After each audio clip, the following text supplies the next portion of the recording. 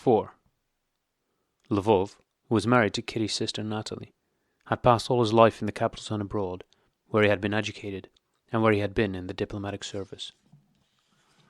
The year before, he had quitted the diplomatic service, not because of any unpleasantness, he never had any unpleasantness with anyone, but had exchanged into the Moscow court ministry in order to be able to give his boys the best education. Despite very acute differences in their habits and opinions, and the fact that Laveau was older than Levin, they became very intimate and attached to one another that winter. Levin found Laveau at home and entered unannounced. Wearing an indoor jacket with a belt, Morocco leather shoes, and with a pince-nez of blue glass on his nose, Laveau sat in an easy chair reading a book lying on a lectern before him, and carefully held at a distance, in his shapely hand, a cigar half turned to ashes. His handsome, refined, and still young-looking face, to which the curly, glossy silver hair gave a still more well-bred appearance, lit up with a smile when he saw Levin. "Good, and I was just going to send to you. Well, and how's Kitty? Take this chair, it's more comfortable." He rose and pushed forward a rocking chair. "Have you read the last circular in the Journal de St. Petersburg? I think it's splendid," said he, with a slightly French accent. Levin told him what he had heard from Katavasov of what was said in Petersburg, and, after some talk on politics, Levin recounted how he had made Metrov's acquaintance and had gone to the meeting. This interested Laveau very much. "There now, I envy you for having the entrance to that interesting scientific world," he said, and having started talking, he changed, as he usually did, into French, which he spoke more easily. "It's true I have no time to spare. My work and occupation with the children deprive me of that. Besides, I am not ashamed to confess that my education was far too insufficient." "I don't think so," said Levin with a smile, feeling, as usual, touched by the other's low opinion of himself, which was not in the least affected from desire to appear, or even to be, modest, but was quite sincere. "Ah, yes, now I feel how little educated I am. Even for the children's lessons, I often have to refresh my memory, or even simply to learn things. For it is not enough to have masters, one must have a supervisor as well. Just as you have both labourers and an overseer on your estate. I was just reading," and he showed Levin Buzlev's grammar, which lay on the lectern. "They expect Misha to know this, and it is so difficult. Will you explain this to me? He says here..." Levin tried to explain that it was impossible to understand it, and that it must just be learned by heart. But Laveau did not agree with him. "Yes, you laugh at it." "On the contrary, you have no idea how, when I see you, I'm always learning what awaits me, the education of my children." "Ah, come, you've nothing to learn from me," said Laveau. "All I know is that I never saw better brought-up children than yours," said Levin, "and do not wish for better children." Laveau evidently tried to restrain the expression of his delight, but a radiant smile lit up his face. "If only they turn out better than I. That is all I desire. You do not yet know all the difficulties one has with boys who, like mine, have been neglected through our life abroad," said he. "They'll catch it all up. They're such gifted children. The chief thing is the moral training. That is what I learned by watching your children." "You talk of moral training. You can't imagine how difficult that is. You have hardly mastered one fault when another crops up, and there is a fresh struggle. One must have the support of religion. You remember our talk about that. No father relying on his own strength, without that support, could educate a child." This conversation, on a topic that always interested Levin, was cut short by the entrance of the beautiful Natalie Alexandrovna, who came in dressed to go out. "Oh, I didn't know you were here," she said, evidently not at all sorry, but rather pleased at having interrupted a conversation which she had heard long ago, and of which she was weary. "And how's Kitty? I'm dining with you today."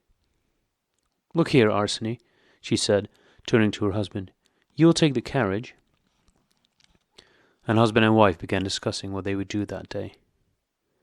As the husband had to go and meet someone officially, and the wife was going to the concert and then to a public meeting of the Southeastern Committee, there was much to decide and arrange. Levin, as one of the family, had to take part in the deliberations.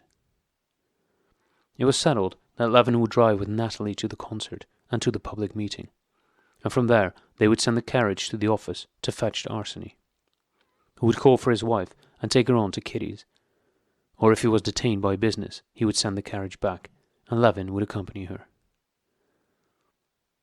"He spoils me, you know," said Laveau to his wife, indicating Levin. "He assures me that our children are splendid, though I see so much that is bad in them."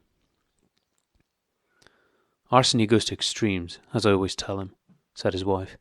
"If you look for perfection, you will never be satisfied. What Papa says is perfectly true. When we were brought up, they went to one extreme, and kept us children in the attics while our parents lived on the first floor. But now it's just the reverse. The lumber room for the parents, and the first floor for the children. Nowadays, parents are hardly allowed to live, and everything is for the children." "Why not, if that is pleasanter?" said Laveau with his handsome smile, touching her hand. "Those who don't know you would think you were not a mother, but a stepmother." "No, extremes are not right in any case," said Natalie quietly, putting his paper knife in its right place on the table.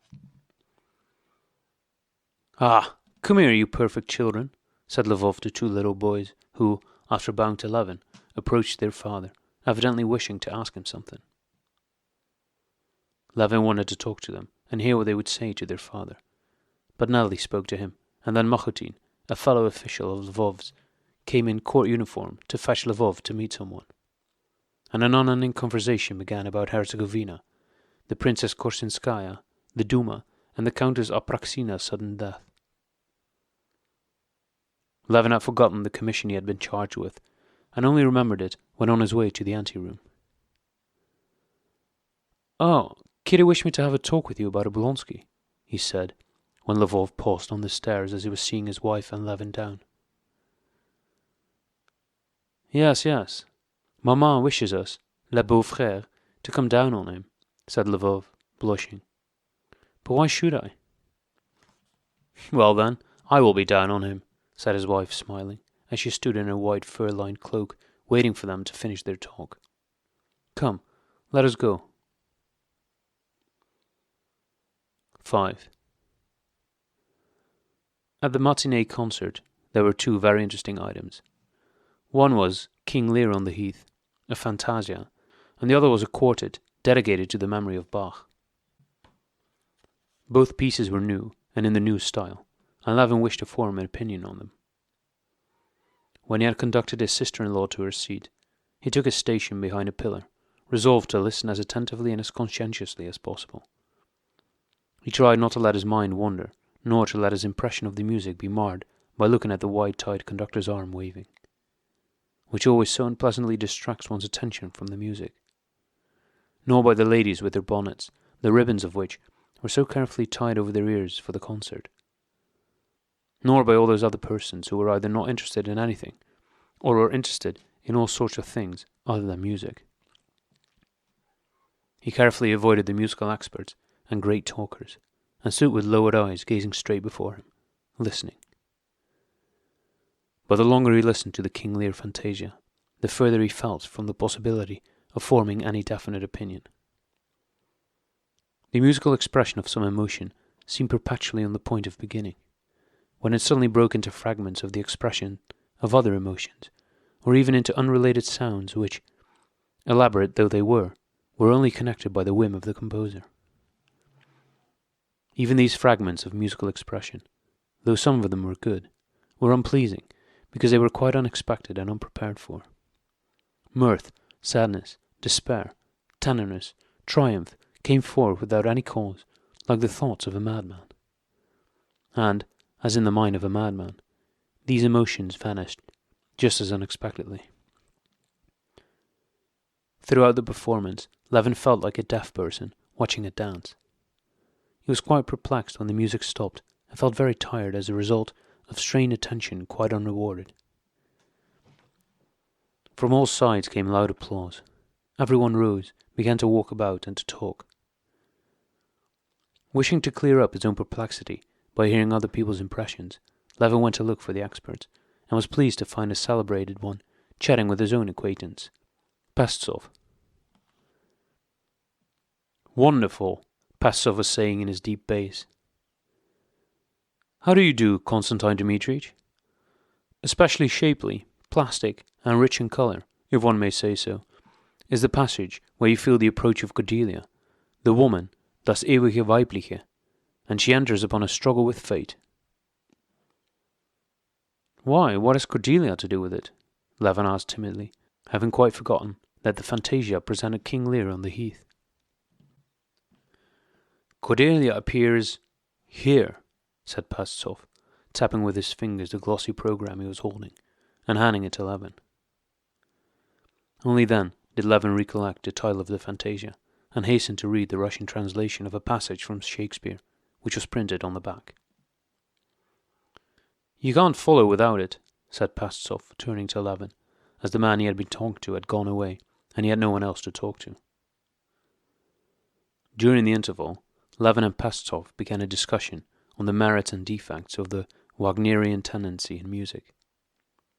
Levin maintained that the mistake of Wagner and of all his followers lay in trying to make music enter the domain of another art, and that poetry commits the same error when it depicts the features of a face, which should be done by painting.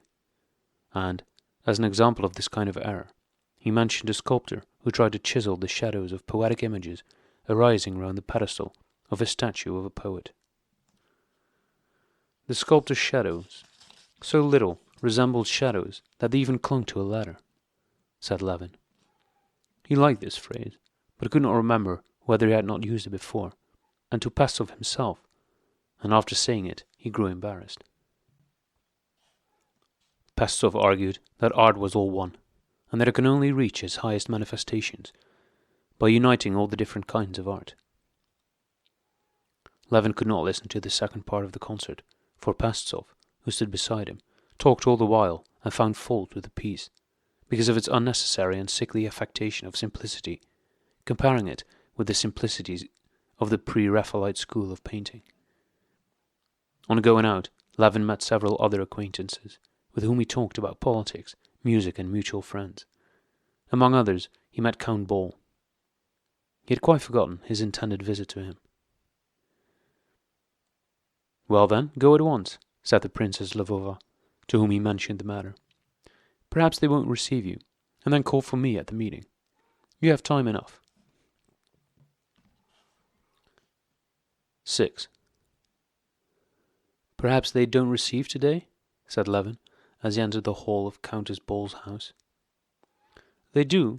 Please walk in," said the hall porter, determinedly helping him off with his overcoat. "What a nuisance," thought Levin with a sigh, as he pulled off one glove and smoothed his hat. "What is the good of my going in? And what on earth am I to say to them?" As he entered the first drawing-room, he met in the doorway the Countess Ball, who with an anxious and stern expression was giving orders to his servant. When she saw Levin, she smiled and asked him into the next room, a smaller drawing-room, whence came the sound of voices. In that room, seated in armchairs, were the Countess's 2 daughters and a Moscow colonel with whom Levin was acquainted. Levin went up to them, said, "How do you do?" and sat down on a chair beside the sofa, holding his hat in his hand. "How is your wife? Have you been to the concert? We couldn't go. Mamma had to attend a funeral." "Yes, I've heard. How sudden it was," said Levin. The Countess came in and sat down on the sofa, and she too inquired about his wife and about the concert. Levin answered, and repeated his remark about the suddenness of the Countess Apraxina's death. "But she always was delicate." "Were you at the opera last night?" "Yes, I was." "Wasn't Luca splendid?" "Yes, splendid," he replied, and he was quite indifferent to what they might think of him. He repeated what they had heard hundreds of times about the peculiarities of that singer's talent. The Countess Ball pretended to be listening. When he had said enough and paused, the colonel, who till then had kept silent, began also to talk about the opera and about the lighting of the opera house. At length, having mentioned the full journée that was being got up at Turin's, he laughed, rose noisily, and went away. Laveau rose too, but saw by the Countess's face that it was not yet time for him to leave. He had to endure another minute or two, so he sat down again. As, however, he kept on thinking how silly it was, he found nothing to speak about, and remained silent. "You are not going to the public meeting? They say it will be very interesting," began the Countess. "No, but I promised my sister-in-law to call for her there," said Laveau.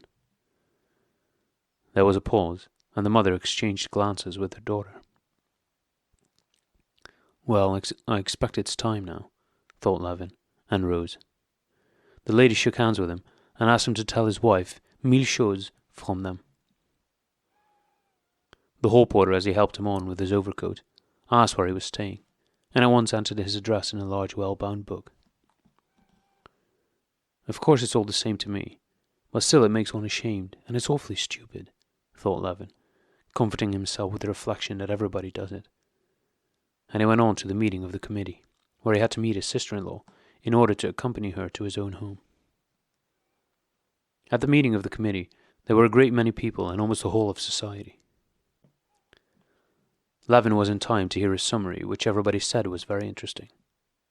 When that had been read, the society folk gathered into a group, and Laveau met Sviatchky, who asked him to be sure and come that evening to a meeting of the Agricultural Society, where an important report was to be read. He also met Oblonsky, who had just come from the races, and many other persons he knew. Laveau again expressed and heard various opinions about the meeting, the new Fantasia, and the trial. But probably, as a result of the mental fatigue he was beginning to feel, he made a slip when talking of the trial, and he afterwards remembered that slip, with vexation, several times. Speaking of the punishment awaiting a foreigner who was being tried in Russia, and of how unjust it would be to banish him from the country, Laveau repeated what he had heard said the day before by a man he knew. "It seems to me that to send him abroad would be like punishing a pike by throwing it into the water," said Laveau, and only afterwards remembered that thought, apparently given out as his own, and which he had heard from his acquaintance, was taken from one of Krylov's fables, and that his acquaintance had repeated it from a feuilleton.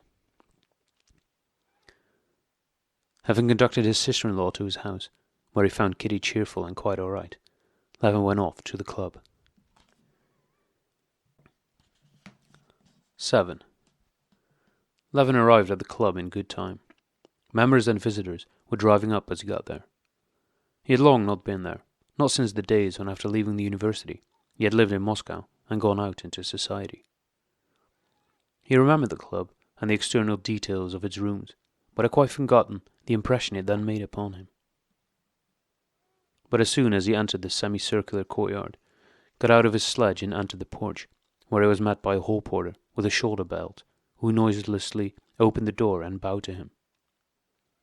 As soon as he saw in the hall the coats and goloshes of those of the members, who realized that it was easier to take the goloshes downstairs than to go up in them. And as soon as he heard the mysterious ring of the bell that announced his ascent, and while mounting the shallow steps of the carpeted stairs perceived the statue on the landing, and saw upstairs the third hall porter in club livery, whom he recognized, though the man had aged, who opened the door for him without haste or delay, gazing at the new arrival. Directly he saw all this, Laveau was enveloped in the old familiar atmosphere of the place, an atmosphere of repose, ease, and propriety. "Let me have your hat, sir," said the porter to Laveau, who had forgotten the club rule that hats must be left at the entrance. "It's a long time since you were here. The prince entered your name yesterday. Prince Oblonsky is not here yet."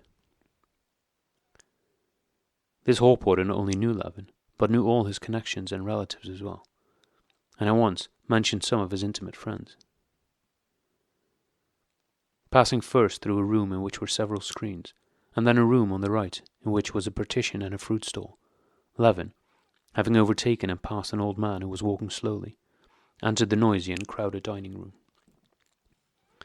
He passed among the tables, which were nearly all occupied, surveying the guests. Here and there he came across all sorts of people he knew, old and young, some whom he only just knew, and some with whom he was intimate. There was not one angry or anxious face among them. All seemed to have left their cares and anxieties behind them in the hall with their hats, and to be preparing to enjoy the material blessings of life at their leisure. Sviatchky and Shcherbatsky, Navodovsky and the old prince, Vronsky and Koznichev, all were there. "Why are you so late?" asked the old prince with a smile, holding out his hand over his shoulder. "How is Kitty?" he added, smoothing the table napkin which he had tucked in behind a button of his waistcoat. "She's all right. They're all three dining together." "Ah, Aline's Nadine's. Well, there's no room at our table. Go to that table and be quick and secure a seat," said the old prince, and turning away, he carefully took a plate of fish soup that was handed to him. "Levin, here!" shouted someone a little further off, in a kindly voice. It was Turovtsin. He sat beside a young military man, and two chairs were tilted against their table. Levin joined them with pleasure. He always liked that good-natured spendthrift Turovtsin. With him was associated the memory of his proposal to Kitty. But today, after all those strained intellectual conversations, Turovtsin's good-natured face was particularly welcome. "These are for you and Oblonsky. He will be here in a minute." The military man, with merry, ever-laughing eyes, who held himself very erect, was Gagin, from Petersburg. Turovtsin introduced him. "Oblonsky's always late. Ah, here he is." "Have you just come?" asked Oblonsky, hastening toward them. "How do you do? Had any vodka? Well then, come." Levin rose and went with him to a large table, on which stood various kinds of vodka and a very varied assortment of hors d'oeuvres.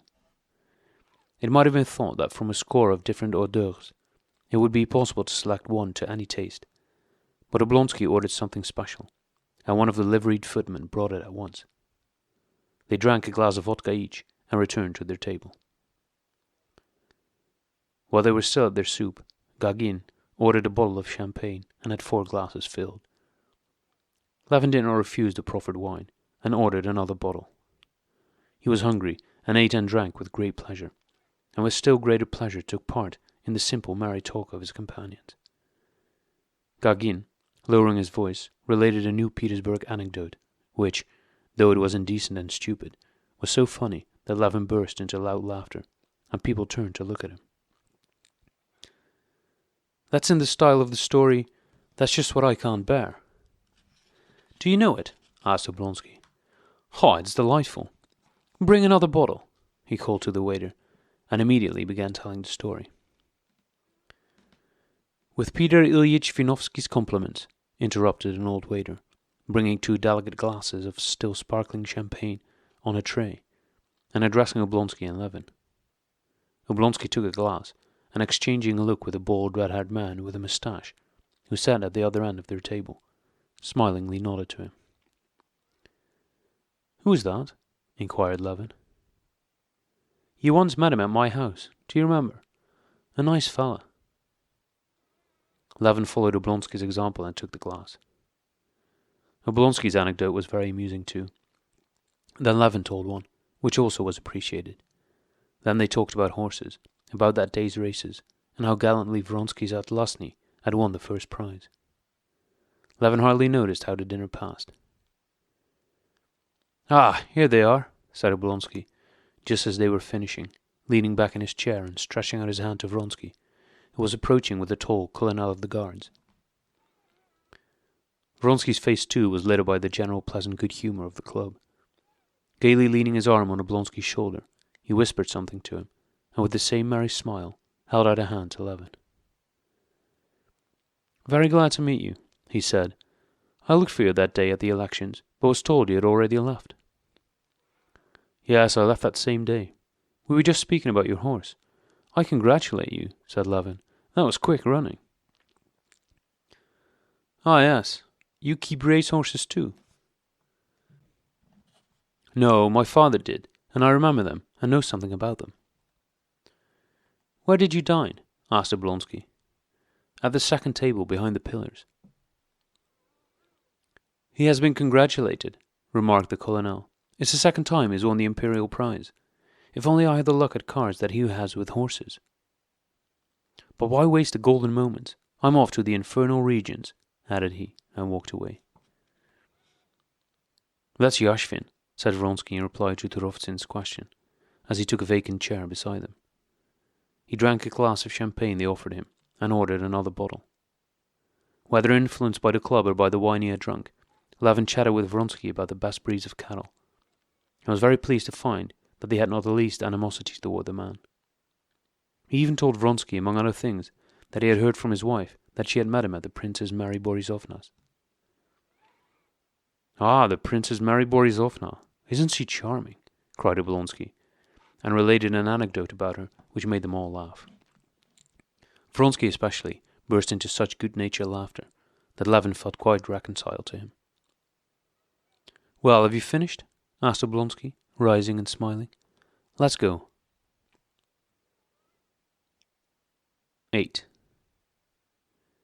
On leaving the table, Levin, feeling that as he went his arms swung with unusual regularity and ease, passed with Gagin through the lofty apartments to the billiard-room.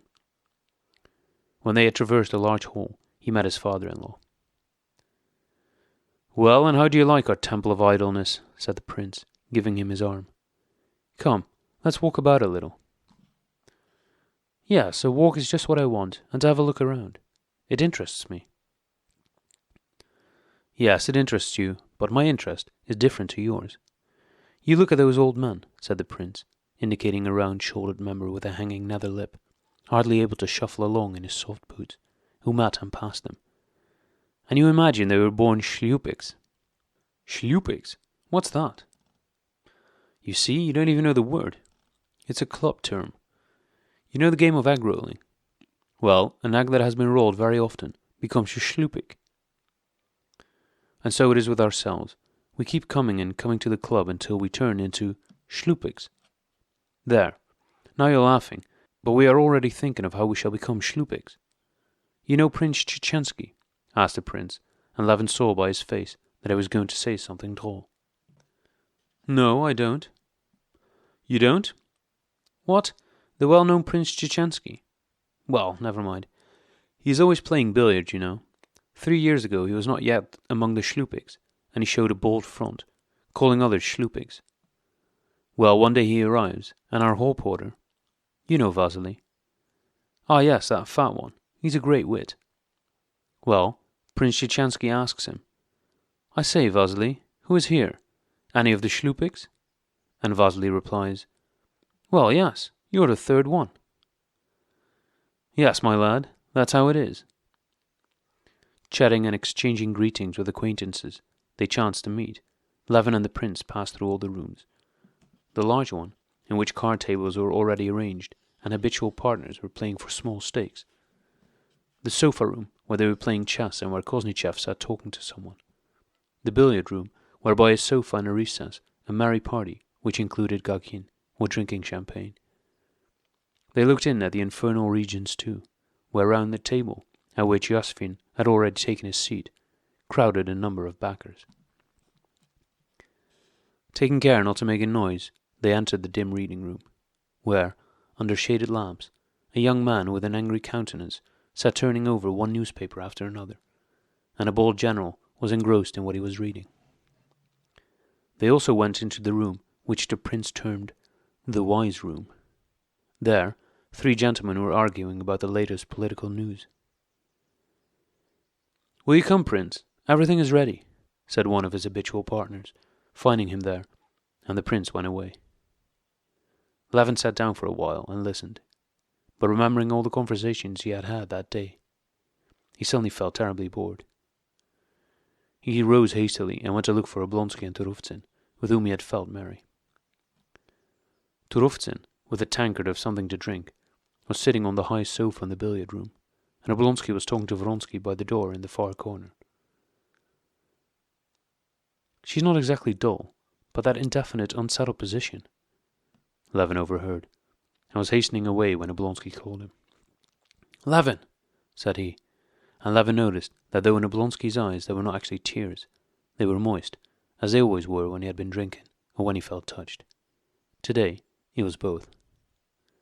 "Levin, don't go," he said, holding him tightly by the elbow, evidently not wishing to let him go on any account. "This is my true, almost my best friend," he said to Vronsky. "You two are even more near and dear to me, and I want you to be friends. And I know that you will be friendly and intimate, because you are both good fellows." "Well, then there's nothing for it but to kiss and be friends," said Vronsky, good-naturedly jesting and holding out his hand. He quickly grasped Levin's outstretched hand and pressed it. "I am very, very glad," said Levin, pressing Vronsky's hand. "Waiter, bring a bowl of champagne," said Oblonsky. "And I am glad too," said Vronsky. But in spite of Oblonsky's wish and theirs, they had nothing to say to one another, and both knew it. "You know, he's not acquainted with Anna," said Oblonsky to Vronsky, "and I particularly wish to take him to see her. Let's go, Levin." "Really," said Vronsky, "she'll be very glad. I would go home at once, but I'm anxious about Yashvin and want to stay here till he has finished." "Oh, is he in a bad way?" "He keeps on losing, and I alone can restrain him." "Then what do you say to pyramid? Levin, will you play?" "Ah, capital," said Oblonsky. "Place the balls for pyramids," he added, turning to the billiard marker. "They've been ready a long time," replied the marker, who had already placed the balls in a triangle and was rolling the red ball about to pass the time. "Well, come along." After the game, Vronsky and Levin joined Gagin at his table, and at Oblonsky's invitation, Levin began betting on aces. Vronsky sat beside the table, surrounded by friends who were continually coming to him, or else went to the infernal regions to see what Yashvin was up to. Levin experienced an agreeable sense of relief from the mental weariness of the morning. He was glad the hostility between Vronsky and himself was ended, and the impression of tranquillity, decorum, and pleasure did not leave him. When they had finished their play, Oblonsky took Levin's arm. "Well then, let us go to Anna's. Now, at once. She'll be at home. I promised her long ago to bring you. Where were you going tonight?" "Nowhere in particular. I had promised Sviatchky to go to the Agricultural Society's meeting, but I'll come with you if you like," replied Levin. "Capital! Let's go." "Find out whether my carriage has come," said Oblonsky to a footman. Levin went to the table, paid the 40 rubles he had lost betting on the aces, paid the club bill to an old footman who stood by the door, and who seemed in some miraculous way to know what it came to, and, swinging his arms in a peculiar way, passed through the whole suite of rooms to the exit.